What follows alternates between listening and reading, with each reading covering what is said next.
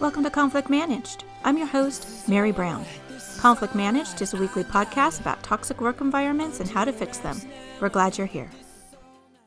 Good morning, Rachel, and welcome to Conflict Managed. Good morning. It's so great to be here, Mary. Thank you for having me. I'm excited about our conversation and the work that you're doing, which we will get into pretty shortly. But before we get to that, I would like to hear about the first job you ever did as a young person. Well, I was an 80s child. And so my first job was a perfect independent contractor 80s job. I was a paper girl. At 8 years old was my Oh first my job. So goodness. an incredible job that actually taught me a lot about both conflict aversion and collections, bill collections, which, what other 8-year-old gets to learn about bill collections, right? Wow, that is so. Did your parents set this up, or how did that come about? So I have a brother who's about 2 years older, and he got it first. It was my parents really believed in working, and financially, that was something that we always did. But I don't know if I know a lot of your guests have had paper routes, but I don't know if the world really understands. So the way it worked in the 80s, at least in California, was you would buy the paper. So my parents did have to buy the first week, and then you have to collect, and whatever you don't collect dips into your profit. As an 8-year-old, let me just tell you, I wasn't the best bill collector until I realized that at some point I was actually paying for everyone else's papers, but I got much better at it.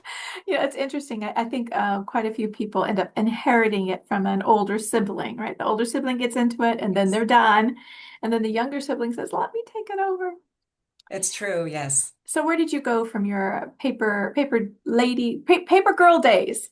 Right, my illustrious career start. Well, I've always worked. So I did babysitting, of course, and then in high school, I did basketball lessons. I worked at the local rec center. I worked at a Hallmark store in the mall, which was very exciting. And I waitressed. That was one of my last jobs I did before I went to college.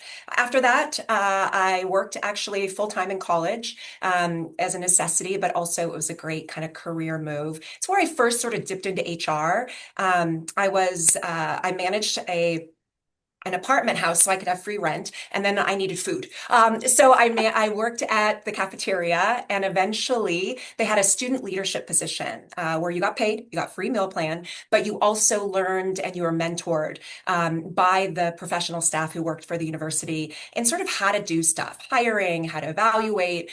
We even had some union negotiation matters because the union went on strike for a period. Unbelievable learning ground. So I did that. I worked for the university's food services for a couple years. And then when I left college, I worked for Schneider National. I managed long haul truck drivers, everything from helping them figure out how to buy diapers when their, partners or spouses were home to getting them across the country with the freight that needed to deliver.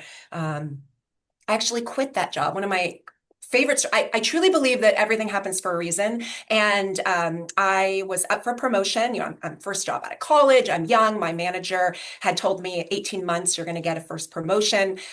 So I could maybe actually afford my rent. I was very excited. And my boss quit.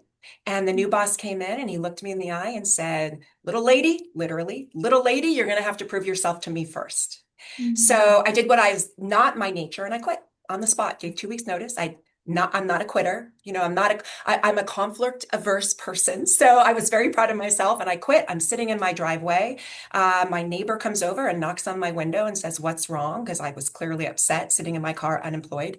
And he offered me a job. And that was my first HR job. And I started working as an intern. A year later, I was their HR director because he left. And my career just kept moving until I became an HR consultant now, focusing on disability compliance. So truly a very interesting job. I did a lot of stuff in the middle. I worked at a Trader Joe's. I worked at a Caro's restaurant doing midnight shifts, but it got me to HR eventually. So what was it? Well, first of all, what did you major in college? I was a modern American history major focused on African American studies. So Hmm. clearly that was absolutely focusing me on HR. I loved the subject. I loved learning. I thought I might go into politics or even into law. And it just didn't end up being what I actually thought would be a good fit. So thankfully I, quit my job and got into HR because that has been a great fit for me. And what is it about HR that you enjoy? I think what I love so much, I'm a process person. So I truly believe that most issues that we see in HR, most of the work we do in HR, in my opinion, is there's a lot of conflict, there's a lot of fear, there's a lot of emotion, and there's a power differential, right? So Mhm. companies have all this power, and employees often feel powerless, which can sometimes impact that relationship. And I've always believed in the power of process. And so for me, because I'm a hard worker and I believe in that, and I love people. And I also feel like for me, HR is an opportunity to understand there might be reasons why someone is showing up the way they're showing. And for me, it's a process-based focus. It's showing respect. And because I think I focus on seeing the human as a human and as valuable and as an equal partner, even if I have a power difference by being in a position of power in that organization, I have seen really amazing results happen. And I've been able to, I think, be successful in it. I've been able to feel good about the work I've done. I'm a mission-driven person. So I've gone from general HR, right, doing everything, to an area that I feel aligns with my beliefs, my values. But I feel like it can transform lives. Most people have to work. And imagine the opportunity you have if you can make that work environment not toxic, maybe Yeah. even enjoyable, right? Yeah. And what a gift that is if you can be that person. Oh, that's so wonderful. This idea of process, I think I agree. Good systems, policies, it really protects everybody, the individual worker, the organization as a whole, and then everybody in between, right? So having really good process where everybody is clear on expectations of what happens if this, then that, right? I read a couple of your blogs, and what I picked up is this idea of not relying on emotional responses, but rather on the process. And I think that is so freeing in my work in conflict resolution. It is so much about, emotion has its place. And you have to understand your emotional response. Absolutely. But when we're making decisions, right, we want to respond instead of react. We want to de-escalate ourselves. And I can imagine, I mean, in HR, um, at least the perception is that you're always going around putting out fires and you're dealing with people's like real trauma and something that has happened to them or perceived that has happened to them and then their livelihoods. I mean, like there's just so much going on. How do you navigate in a way that is a respecter of persons? And I think it's so beautiful what you said is this idea of process. Can you talk a little bit more about weighing process and emotion specifically in the field of HR? Yeah, absolutely. So I'll use an example. Um, I think process is so important. I think it's equally important to good conversations and good communication. And I know we're going to get there. But process is kind of the fundamentals. And here's why. So in any organization, I'll just use the disability interactive process or the disability as an example. Let's say you have a custodian with a permanent work restriction of no heavy lifting. All right. So that employee is coming to their employer, needing that employer to remove a barrier so they can stay employed. So a custodian with no heavy lifting, if you simply use that as information, no heavy lifting as a permanent work restriction, and you ask the supervisor, can you accommodate? Can you mitigate the no heavy lifting? My experience from doing this for 25 plus years is that many supervisors would say, no, they can't do their job if they can't heavy lift. Um, and if you ask the employee, often if they believe or need to work, they're going to say, absolutely, I can do it. I can make sure that I'm not lifting heavy things or I can ask for help. And what process does is process says the employer has the power to define. They do. They could decide that no heavy lifting means no lifting over 10 pounds, which means for a custodian, you're fired. You're medically separated if we can't find a different job. Okay. But what process does is say, look, we don't know. I don't know what heavy means. The supervisor doesn't know what heavy means. Even the employee doesn't. Let's use process. And in my example, you would do a questionnaire to the doctor and you'd ask for more data. Because what happens is if we use no heavy lifting and the supervisor uses their definition, whether they're right or wrong, what the employee feels, because this is an emotional process, is you don't want to, you don't respect me, you don't care. And what we need to get away from is where emotion is guiding our belief system, it's guiding our decision making. So let's ask the healthcare provider or doctor. And let's say the doctor says, they can lift with their right arm 10 pounds. Their left arm is unrestricted. And when they lift with both, they can lift 20 pounds. Now, with that data set, evaluating that custodial job, the answer will probably be no, you cannot safely and fully return. The difference is, instead of using our power by going and being willing to say, I don't know, let's use process to gather information. What you're at a better chance of having that employee, instead of feeling victimized, instead of feeling unrespected, the employee might accept and understand. And that is a gift to give to someone who may not be able to return to work. It's a gift to give that person that information, almost that closure. Now, what if you get 40 unrestricted and 60? Then you found a yes. And that yes would have been a different decision had you left that. So that is the power of process. You're not going to always find a yes in my world, in any HR, right? You're not always going to find what the employee wants, whether it's a recruitment, whether it is an investigation, or whether it's disability. But what you want to do is use process to make data-based decisions as much as possible to elevate understanding and acceptance so that you reduce that conflict, that anger, and that emotion, which can not only is unpleasant and makes HR professionals want to go, work in an ice cream store, but it also creates litigation, it creates grievances, and it creates a lot of negative employment actions that we can mitigate, in my opinion, if we're patient enough to use good process, but we also have to believe that the employee's voice matters. And that's why, and so to me, that's how process is a key part of all good HR processes.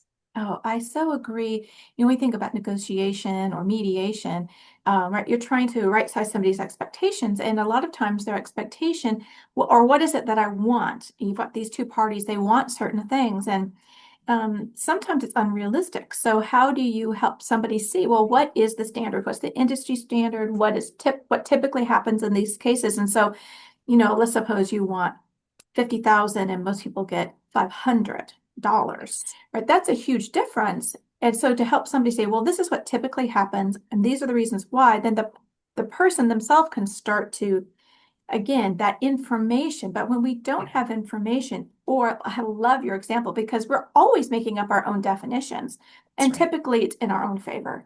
So if the employer doesn't want to have to quote unquote deal with somebody who has reduced lifting, then they can say, no, we can't accommodate. But you help them see, oh, or what if the person wants to keep them, but they are afraid that they're going to be harming this person further? It helps everybody to say, okay, this is what the standard is. Does this meet the standard or does it not? Can we accommodate? Can we not? And then we move forward. Yes. I think what you said is really important because it's that second aspect. It's that conversation piece, right? Look, you're not always going to get everyone to understand and agree. We know that, but it's actually funny. I first heard of you a couple years ago when I was finding this disconnect, right? Because I'm a process believer, right? I created tools and resources and scripts and flowcharts and I train on it. And I was like, why is this not working better for everyone, right? And I really did a lot of soul searching in terms of what's missing. And I actually stumbled across an article you wrote. I think it was called something like Normalizing Difficult Conversations or Normalizing Conflict-Based Conversations or something. And I will tell you, like, it was at the time when I was starting to expand my training to what a lot of people call soft skills, right? And I really loved what you talked about because I hadn't thought about the fact that we just need to accept, yeah, you're going to have some conversations that are hard, that are miserable, that you're not going to enjoy. And yes, process will get there. But conversations for me is the second kind of leg of a successful interactive process or a successful disability program because conversations educate and inform. And that's where people walk into your interactive process or your negotiations or your grievance procedure and they have expectations. I always joke that people, if I'm walking into an employer and I don't know anything about the Americans with Disabilities Act, I might want a triple black Maserati, right? Like I might think that I'm going to get, this big accommodation. And my employer's thinking I'm going to give her a roller blag that's been in the closet for 6 years, right?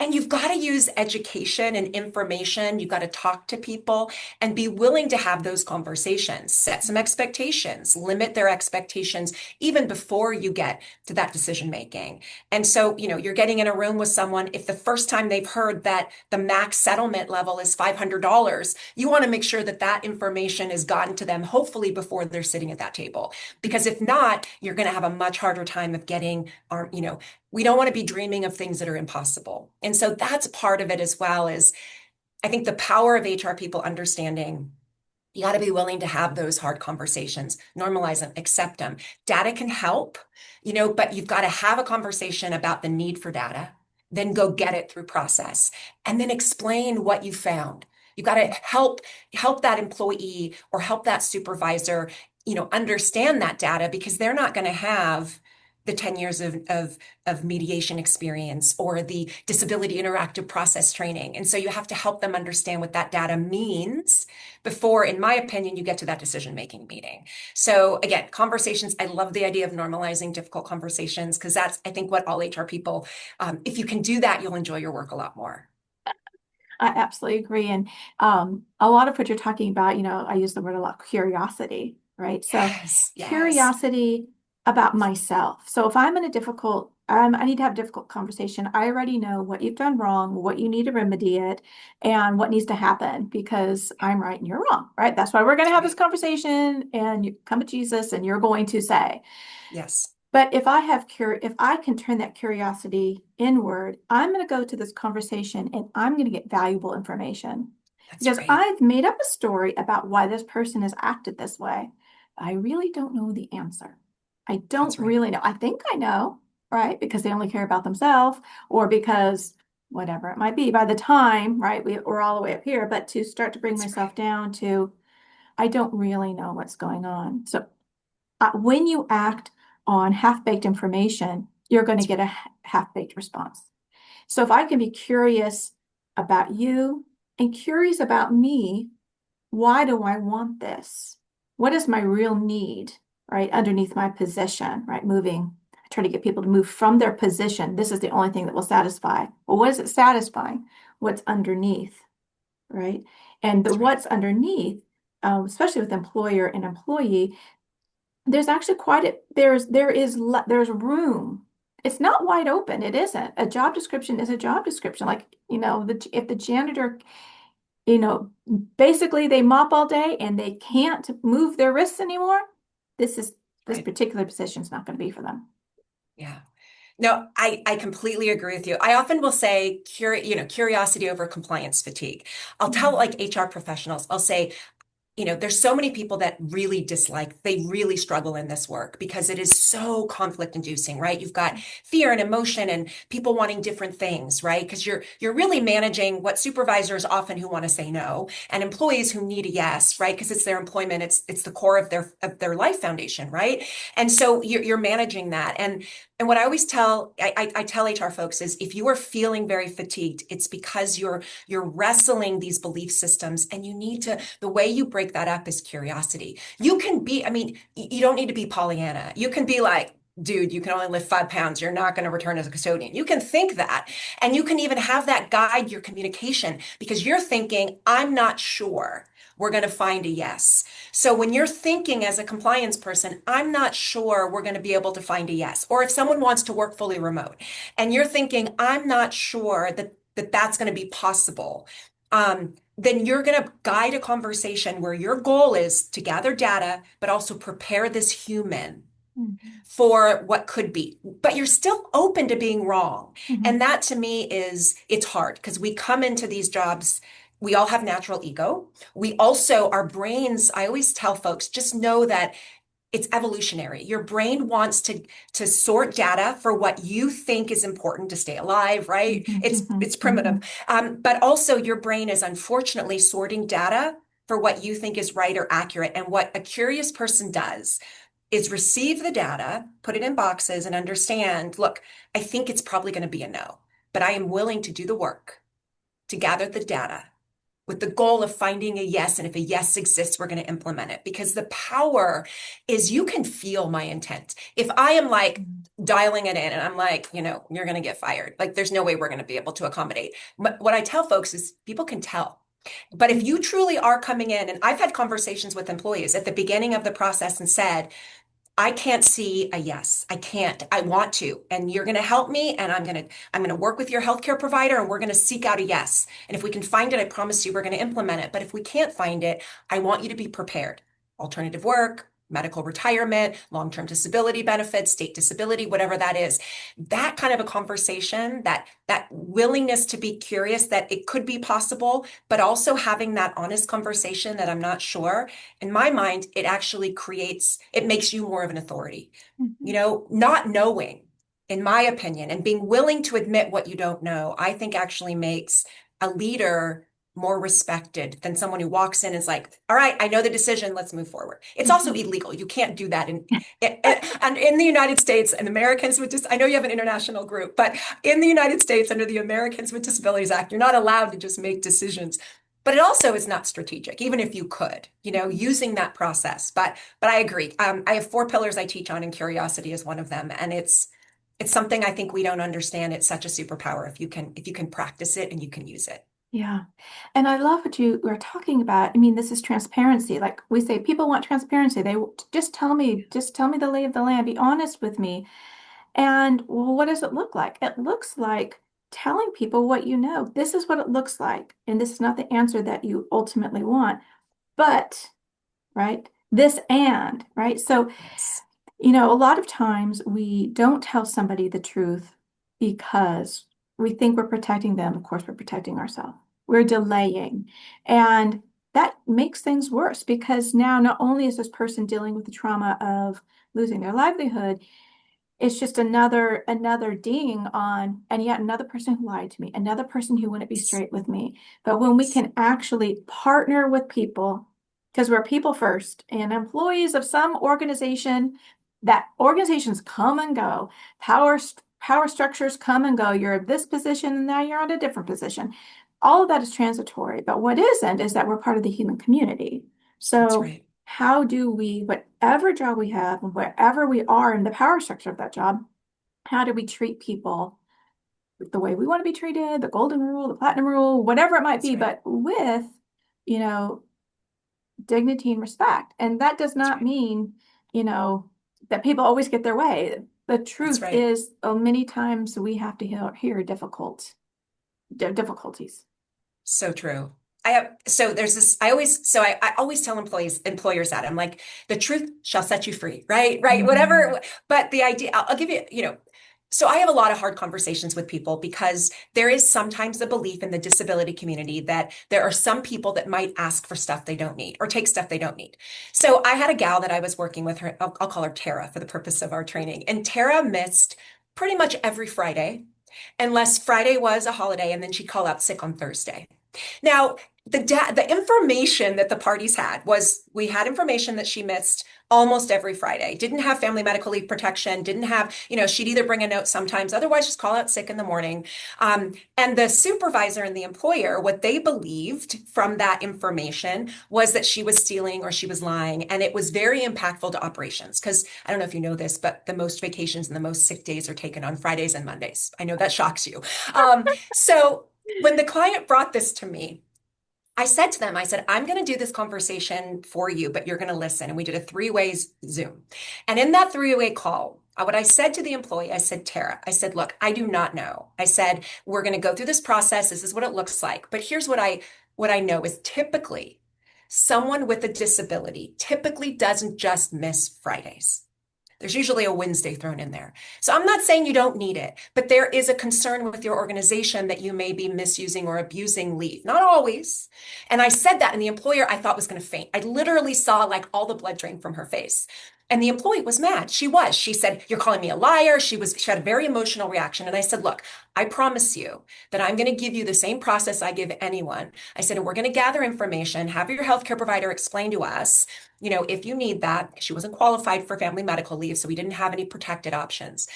And we went through it, and at the end of the day, she was misusing leave. And the process wasn't to fire her, it was to help her. She had some life difficulties. She's a human. We got her an employee assistance program, a therapist referral. We had to manage her pretty highly. About a year after that, I got an email from her. And I was like, oh gosh, is this a lawsuit? What's happening? And she said to me, and I'll never forget this. She said to me, I was so mad at you. I said such terrible things about you to the people I work with.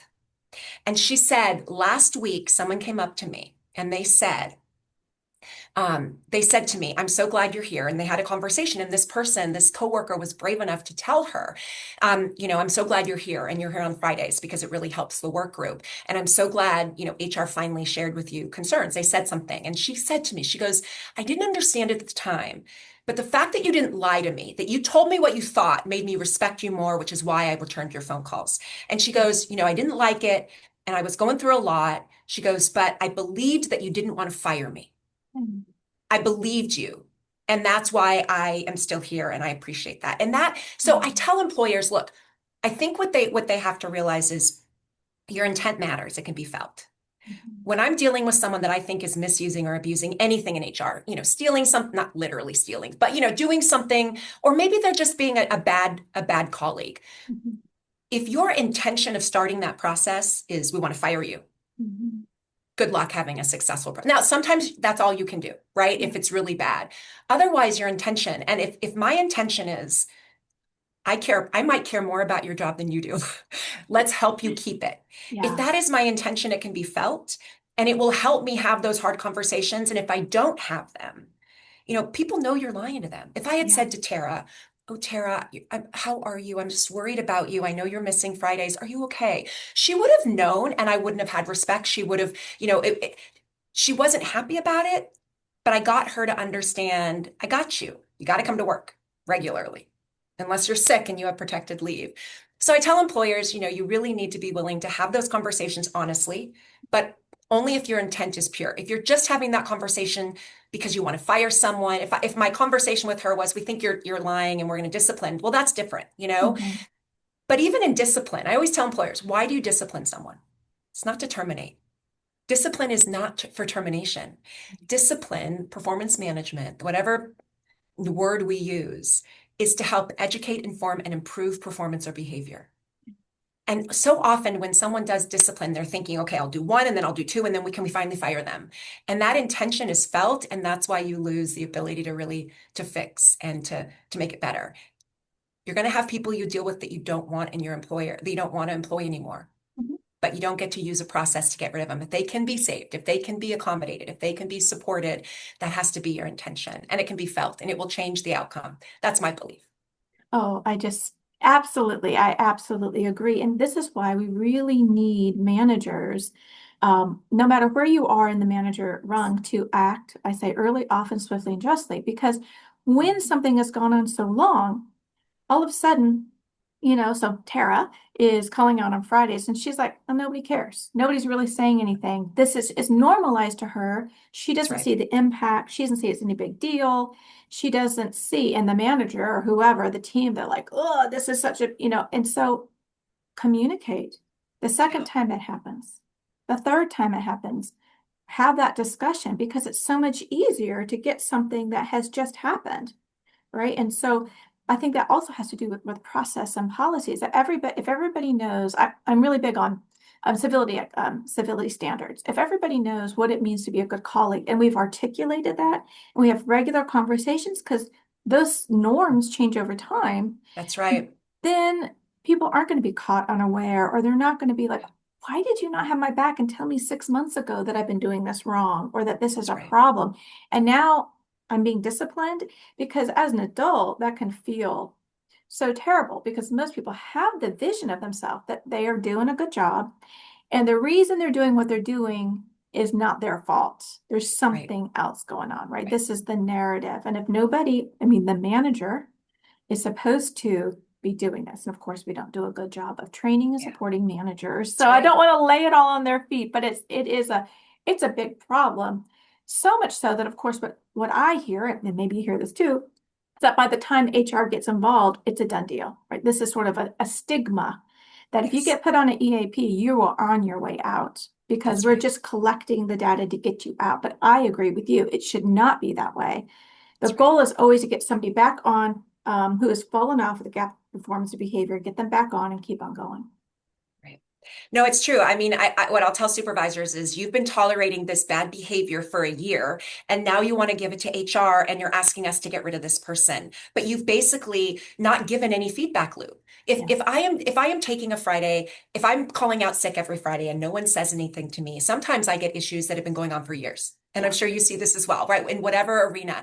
And you give it to HR, and the first thing I say is, well, you've tolerated it. So that feedback loop to that person is, we don't care, we're not paying attention, it doesn't have an impact. Now, you could say, well, of course that employee should care enough, they should show up. I get it. But like you said, these are humans. And whatever narrative, whatever story, I mean, this Tara specific person, she had a difficult domestic situation. She was hanging on by a thread because she had a lot of stuff going on, and there was a childcare, crossover on Thursdays, which impacted Fridays and caused her to sometimes need to take, in her own mind, justified that day. But you don't know all that. All you know is if that supervisor had said, "Hey, I noticed you've missed a couple Fridays. Is everything okay?" Would it have been the same? It might have been. But what we know, especially with leave, what we know is leave that's needed will be taken. If you medically cannot work, if you are sick, take it, you need it, it is what it is.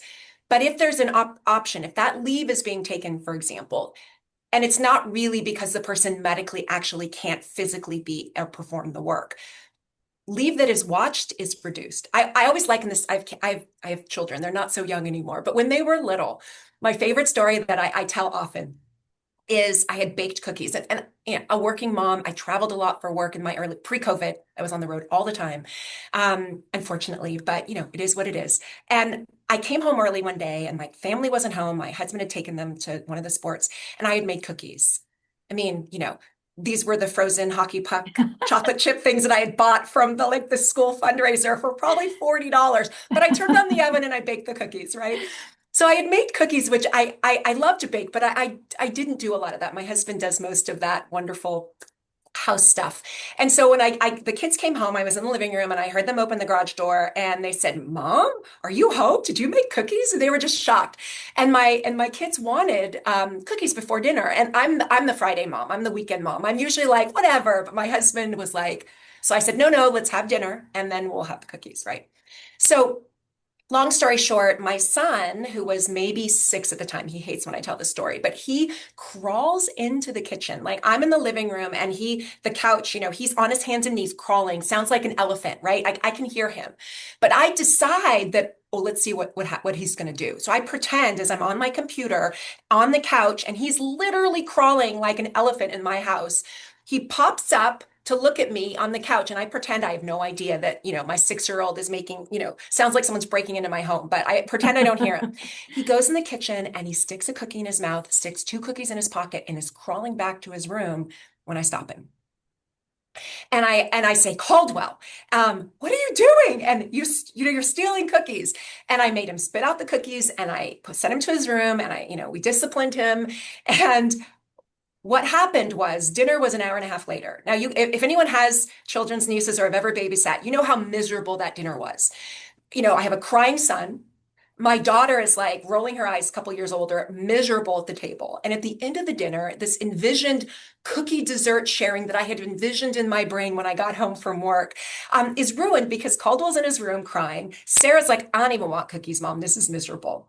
And what I tell employers is, I want you to think of disciplining leave that's already been taken as that dinner, that miserable dinner that you have created. You cannot discipline what's already been done in a way that's actually going to make anyone happy. It's miserable.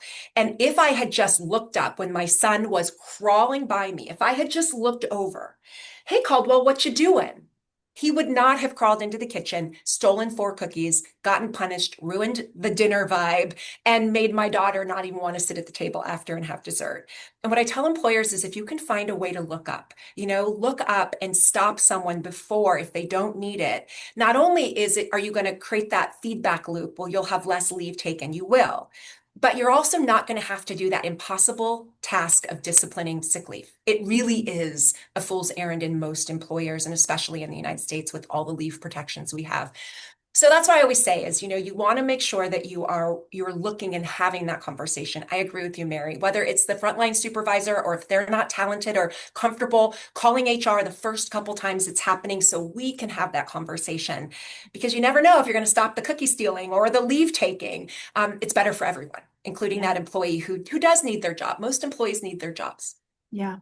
And we crave to know what are the expectations and then to see it enforced, So, Yes, um, and not so true. enforced in like this really militant way, but we want to know that when we bring our lunch to work, that somebody isn't going to steal it. And if they do that, that's nipped in the bud, or that if Right. somebody is, you know, being a jerk and or like yelling or throwing, right? That's not going to be tolerated because the work environment is for everyone. That's right. And at work, we're always looking at these justice issues like, am I getting the same treatment? What is going on? So true. And if somebody isn't holding the culture of the team, there's all these different levels, everything tends towards chaos. This is the nature of the world. The physical things are falling apart, relationships fall apart if they're not watched and curated. And so we need That's this right. intentional, sustained effort to make sure we're on the same page. So a new person comes, an old person leaves. I'm writing a book right now on generations. We've got all this different kind of stuff Awesome. going on. And I think the antidote is dialogue. As you said at the Yes. very beginning, conversation. When we regularly have conversation, then we're in the habit of having conversation. And so we're more likely when those things that are difficult for us, they may Yeah. not be difficult for anybody else, but difficult for us to put voice to it. I've established these relationships in the small, and so if something else comes up. But the wonderful thing about setting this is that you don't have 6 months, 3 years backlog to Right. address. It is a fool's errand. And what I get told quite a bit is we're waiting for that person to retire. And I think, Right. oh my gosh, Right. what? So this place will be miserable for the next 18 Yep. months. Right. And the new people coming in and everybody else, and we're talking about this person behind their back. I mean, it's it's completely unacceptable. It's like Right. unacceptable to treat that person who's been there maybe a long time with the derision that happens because they are being minimized because they don't know how to or they've been whatever. I mean, it's just a big, big mess. So true. I mean, if you go back to that example, we're solving for bias and preference with process and every, right? So you have to have that consistent dialogue and procedures because if not, that go back to that custodial example I gave at the beginning, no heavy lifting. I gave the example which is more common, which is no, we can't accommodate from the supervisor. But if they like the custodian, if they're in relationship with the custodian, if they value that custodian, yep, we got it. That inconsistency, that Mhm. ability without good process, good conversations, and good data to use preference, bias, and belief to make decisions. And so when you're treating people differently and you're letting the organization use their power to do so without consistent process, without having conversations, it really does make other employees realize, well, this isn't a fair game. Why am I going to treat you fairly, employer? Why am I going to play by the rules when you're not playing by the rules? And I get it. I get if someone is 3 months away from retirement after a 50-year career, but you're having a conversation saying this isn't acceptable, we're not allowing it, and maybe you're finding something, but outside of maybe that where there's some sort of a settlement, right? What you're teaching is, you have no control over when someone actually retires unless you have something signed. And what you're teaching that newer employee whose standards are here, and you're Mhm. giving the pre-retiree person standards down here. You're teaching this person either, why am I working that hard? Or Mhm. you know what? I'm not, why is this organization worth it for me? And I think that employers don't understand how you are we talk a lot of in negotiations about you get the union you deserve, right? But I always tell employers, you get the organization you deserve. If you are treating your employees inconsistently, if you are allowing supervisors and managers to use preference in decision making, if you don't have solid process and at least an attempt at fairness and standards, you are going to have a workforce that gives you the same back. And that Mhm. is not going to be a productive workforce. And so I do think that there's always places for dialogue, for conversation, for finding exceptions to rules, but those exceptions need to be clear, identified, documented, and logical so that those exceptions can be available to others and similarly situated. Not Mhm. because, Mary, I really like you, so you're good. I got you. Yeah.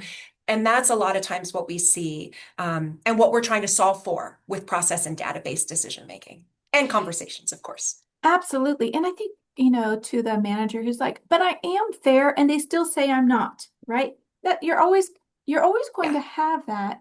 But I think one thing that dialogue can really help is, easy example I use quite a lot is be on time or dress professionally. And so, well, I am on time. On time to means 8 or 8 means 8:15. But my manager thinks 8 means 7:30, right? yeah, And so this, I think a lot of dialogue is not really moving the goalpost, but making sure we're speaking the same language. that's right. Because I have an idea of what it means to be a professional, and you have an idea of what it means to be professional. And we can sync up on some things. And then when we don't, and now I've got this narrative that you're not professional and you have that about me, but it's just because we understand or we work differently, but the more we can have dialogue and say, oh, here, I need to do this. Yeah, Oh, okay. So I need yeah, to change because I've got an expectation from someplace else I worked or whatever it might be. And so that continued dialogue can just really help us. Oh, okay. Okay, I'm getting yeah, what's going on here. Or the manager, oh, I'm living in a post-COVID world. I mean, a pre-COVID world, right? right. And these people around me, they have a different expectation, different understanding. I Yeah. I want think to it's go back. great. Go, Go ahead. please. I want to go back No, to something that you said about quitting that job. You said, did I hear it right, that it was surprising to you that you quit because you thought of yourself as being conflict averse? Did you say that? I did. Do you still think that you're conflict averse? Have you because we're talking all about conflict. So how did you move from that person to who you are now and you deal with a lot of conflict? Yeah. I think most humans are conflict averse. I think I am also. I was raised, I always say there's two kinds of households that I saw growing up. There's ones where you yell and there's ones where you talk about the issue behind everyone's back, right? And my family was the behind the back kind of family, right? Like we didn't. And I really do, that I think what happened was that abs I would never fail. I want to be a good girl, right? I had internalized all of the things that I thought was the right thing to do as a female worker, right? And so to me it was that's not what you do, and they must know better. But I think what it taught me was what I started doing is collecting evidence, and that's how my brain works. I started collecting evidence of well, you did that thing, which felt brave and felt courageous, and was for the right reason, right? I still gave 2 weeks notice. I was 20 something year old. It wasn't like I was, had been there 20 years. So I gave my 2 weeks notice. I was respectful, but I left and I prioritized me. And I think what I started to do was really just find ways to see how conflict for the purpose of issue resolution really was a power. But I have to give a lot of credit to, I worked at a school district in the 90s and early 2000s. And this school district believed in training, and they gave me training, interest-based negotiations training, which very few people do. And it was the idea of parties coming together with very different goals and desires, interests, values sometimes, but clearly different outcome goals.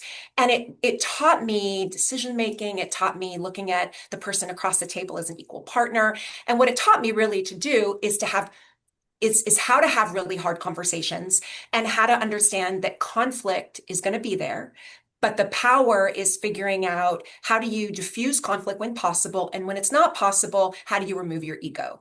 And so it was some formal training, and then a lot of it was, a lot of it was is I'm willing to be brave and be scared. I'm willing to feel those feelings. Mm, Um, Sometimes when I'm feeling very nervous about a conversation, like I always tell employers, I still get nervous before I have hard conversations. And to me, that is evidence and proof that I still care.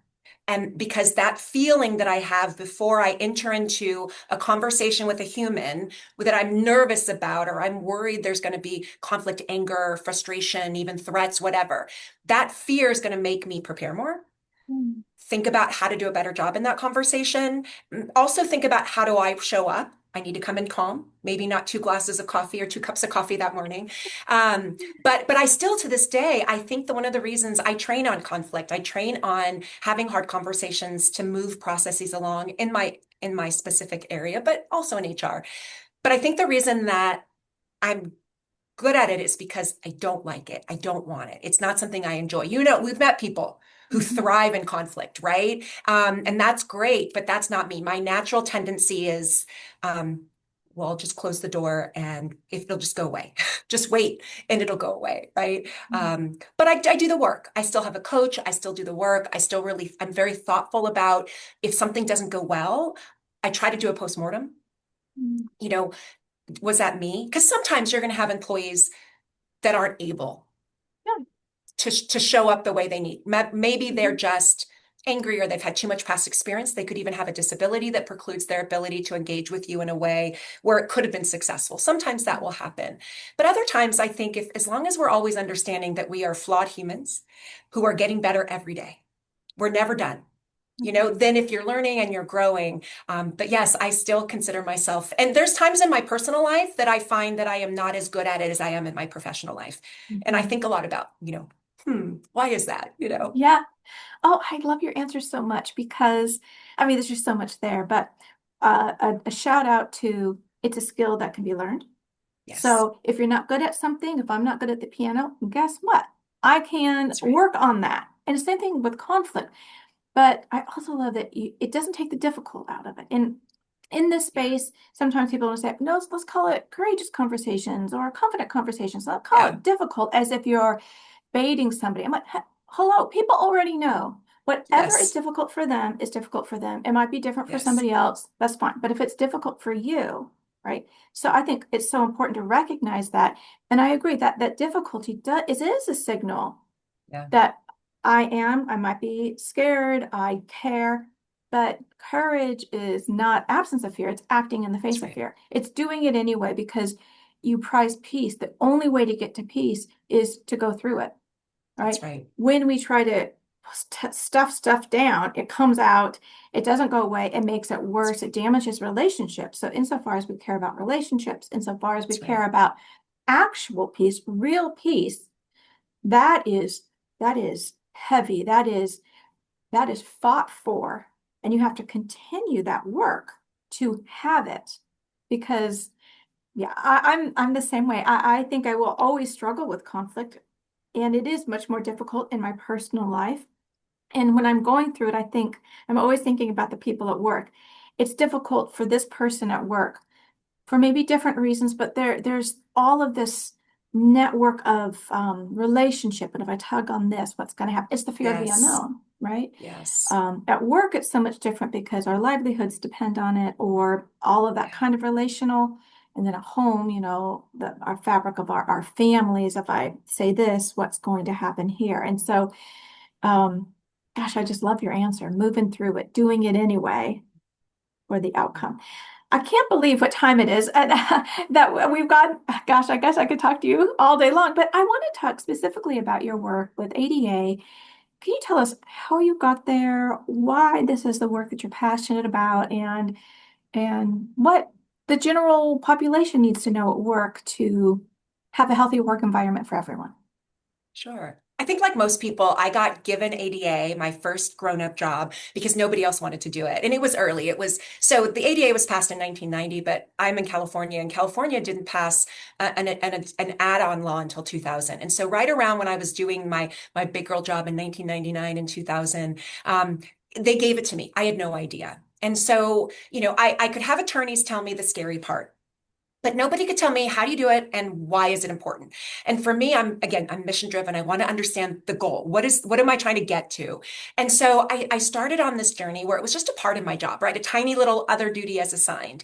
And I did that both at both organizations. I worked at a school district, then went to a city, and really started honing my skills and building it. And then I had my daughter in 2007 and started consulting, and then started my own company in 2011. And all I do now is this work. And the reason that I feel so lucky because it's one of those careers where it's a balance. I feel like my job is to make sure that there are spaces in organizations for people who have disabilities where they can do the work, right? And I feel passionate about making sure that the intent of the Americans with Disabilities Act is realized because it is one of those areas where employers often do very poorly at if they don't have good process and they don't have understanding and knowledge. And so I feel very passionate about that. But I also realize that, I felt like I had a unique skill set where I'm very good at helping people who can't be accommodated as well. I think you have to have both. I'm not an advocate for one human. I'm not an advocate for employers. What I am is an advocate for this law. And if you can't be accommodated, if there isn't a way for you to safely and fully do your job because of a physical, psychological disability, and if there's no other jobs, I feel like it is so important to help these humans transition, right? Whether that's into retirement or disability, helping them through this probably one of the most terrible times of their life. And that balance, I'm a middle child, so I think part of it is that personality that I have. But it just is a good fit. I would love to find a yes for everyone. And I've created tools and structure and all of that to help employers find a yes whenever a yes exists. But what I've been also do a lot of time is helping people, practitioners who do this work in organizations, know how to have caring conversations where they build trust. The law calls it good faith. But where I say is if they can feel your intent, even if you can't find a yes, you will help shepherd them through the no in a way that is kind and also reduces risk. We don't live in a world, especially in the US, where you can just fire someone and take their job away and not worry a little bit sometimes about what that could mean in terms of risk in the workplace. And so there's so many good reasons to do it, and it's doable, it's learnable.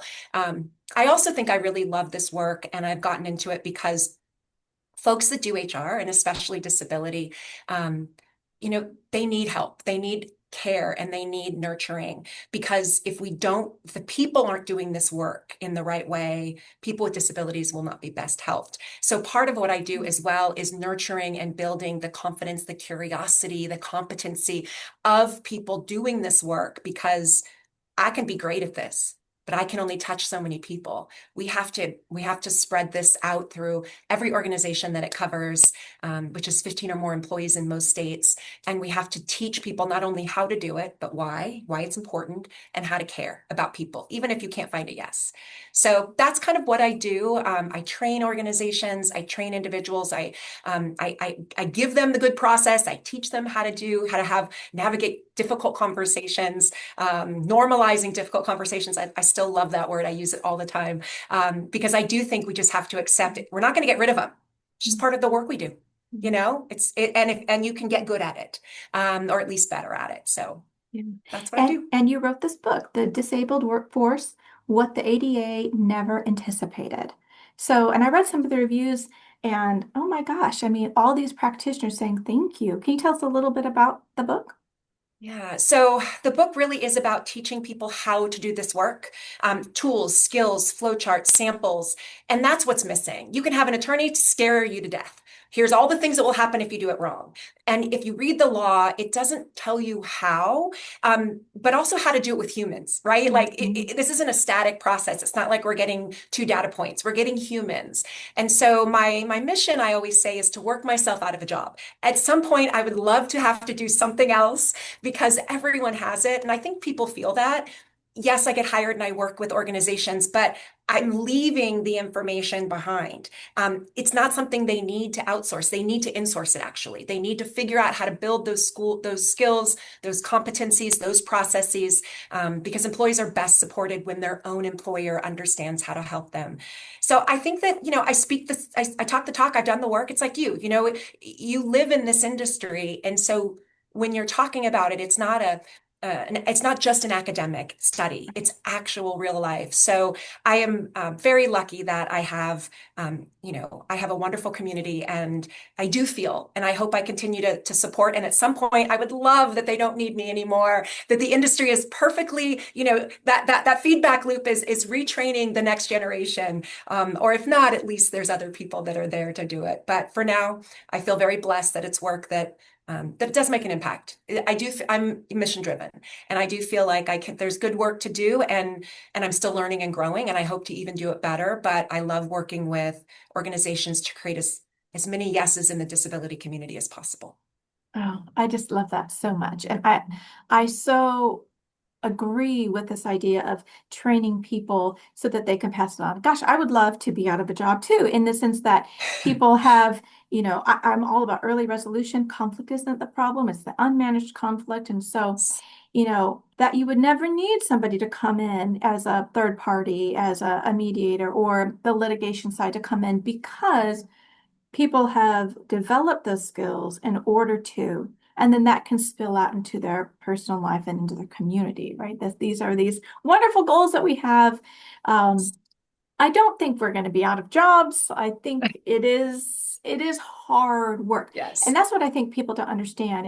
You said soft skills.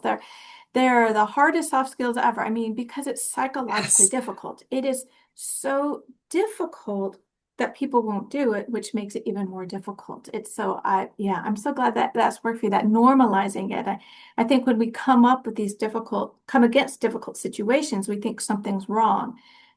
It just is the case that in the messiness of humanity, something is going to be wrong. And so what are we going to do? Instead of at a roadblock of going backwards or underneath, what do we do now? How do we now navigate this new and then keep on going forward?